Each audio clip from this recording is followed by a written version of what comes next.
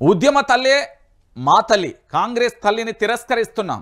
మహిళలకేమో విగ్రహాలు, మగవాళ్ళకేమో వరాల. మల్లు స్వరాజ్యం, సదాలక్ష్మి, సంధ్యా విమలక్క సంగతేంటి? సామాన్యులకు ఇచ్చిన హామీలను ఎగ్గొడతారా?